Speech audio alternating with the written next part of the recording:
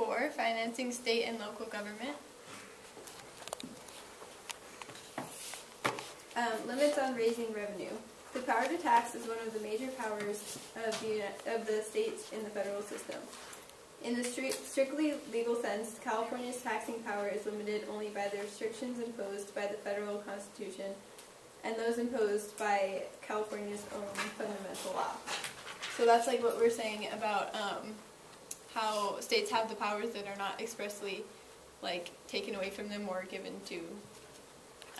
It's what we were talking about, the whole rights and powers giving in the Constitution.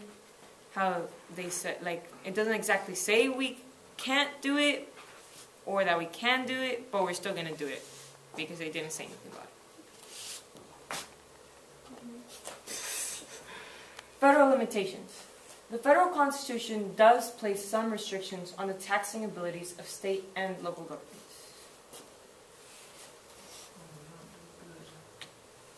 Some of the state limitations are each state's constitution limits the taxing powers of that state.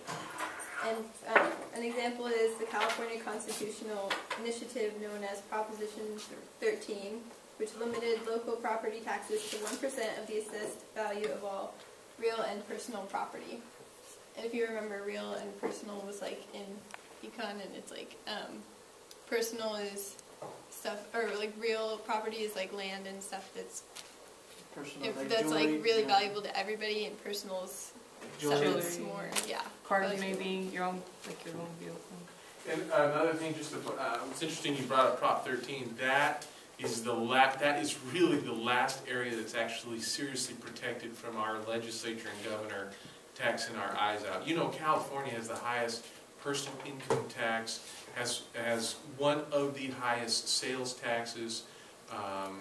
It has the highest corporate income tax. I mean, it's phenomenal, the level of taxation. But because of Prop 13 back in, I want to say the 1970s or I think it was the 1970s, prior to that time, every year the county assessor could reassess your property, and it could go from, let's say, $1,000 one year to theoretically $5,000 or $10,000 the next year. There was no, and because at that time lots of people were moving into California, property values were going up because of the real estate market. Some older people or people on fixed incomes couldn't afford it, they were losing their homes. So that was that. Now, that's why they passed Prop 13. Now there's some discussion, some legislators want to eliminate Prop 13 because it will open up new avenues of what? So does that go into like those zoning things where you take away the deprive them from the liberty of the property? If you cannot pay your property taxes, the government can take your property. Okay, and then most states create tax exemptions for various nonprofit groups. So like churches, I think, right, don't pay taxes? Yeah, churches don't pay taxes. Although some churches are being threatened in California if they feel that they're being politically active, that they're threatening to lose their tax-exempt status. So, it becomes less of like a church organization. It becomes more. No, most historically, our country, both the federal government and the state government, have had a history of being respectful of, because you have to remember the whole idea of taxing individual and corporate tax really didn't come around until our good friend Woodrow Wilson and the passage of the 16th And they were doing just fine without taxing.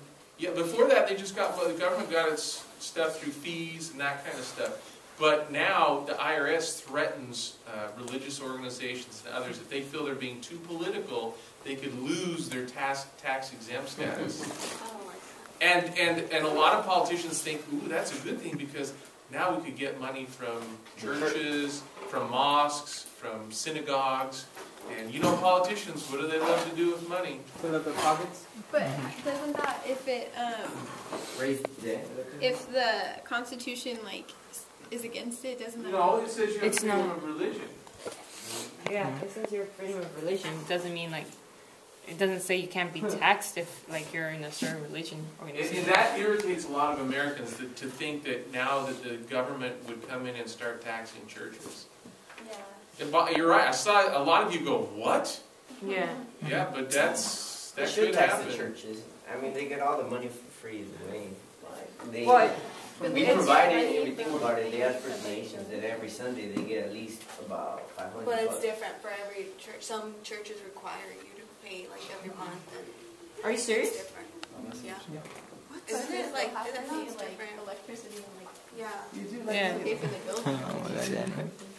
I think the reason it startles a lot of Americans is the fact that, you know, when you go back to the founding of our country, it was all about being abused by taxation from the British, and now have we come full circle where now we're taxing? We're like abusing that again. That's what we're a doing. lot of you know. people feel that way. Well, I do remember, I think George Bush had something to do with that.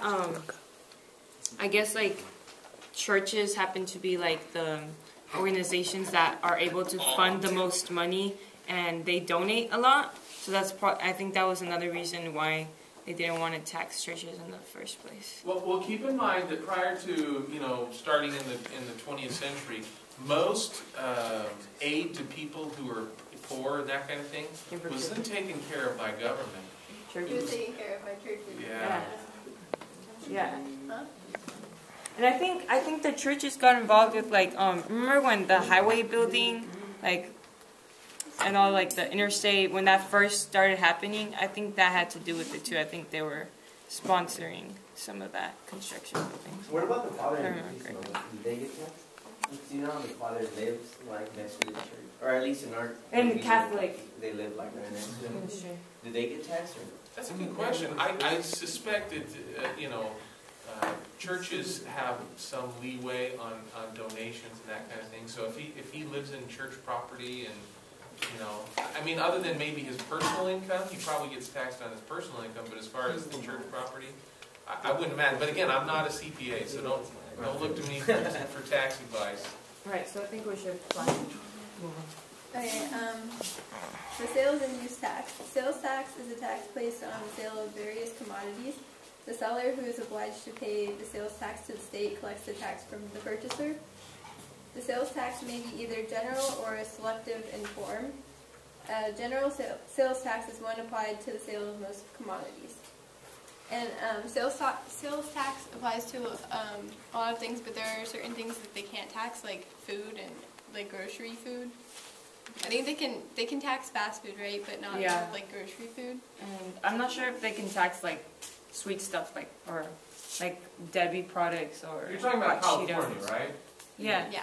Because other states have no compunction about taxing anything, and everything is a sales tax. But California looks to give a break. The reason they think about that is because they don't want to hit people who are struggling financially, and they need the essentials of life. You know, your milks, your breads, your... that kind See, but I have a question. If those types of foods aren't taxed, why is it sometimes said that only rich people can eat very healthy? Because it's expensive in the first place. Yeah, but I'm wondering like why. Okay, Sure. All right. It's more expensive to eat healthy. Use tax. A use tax is imposed on transactions in which no sales tax is collected. The purchaser is obliged to pay it to the state. California levies a use tax on products purchased outside the state for storage, use, or consumption within the state. Regressive tax. It is not levied according to a person's ability to pay. Everyone in a certain state who buys, say, a hammer has to pay the same amount of sales tax on it.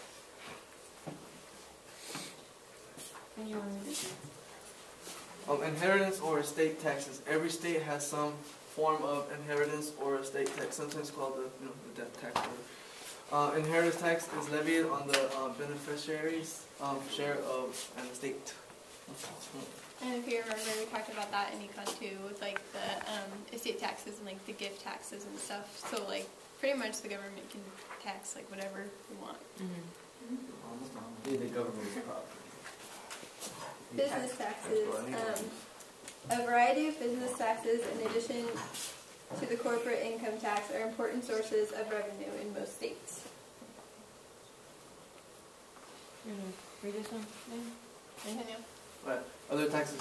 California and its local governments also impose a number of other taxes. For example, the state collects payroll taxes. Money generated by these taxes is held in trust funds for social welfare programs such as unemployment, job training, and disability insurance.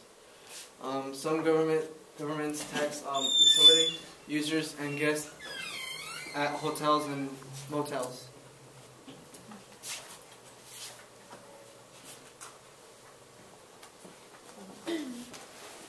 Borrowing. California and its local government regularly borrow money for unusually large undertakings, such as the construction of public buildings, bridges, and highways that cannot be paid for out of current income.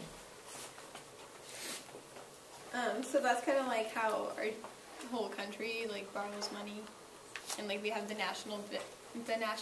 Like the state can borrow money too, and then that's like a whole different debt that they're in. Well, not only. And then the only distinction, just to keep this in mind, is that but states don't have the power to print their own currency.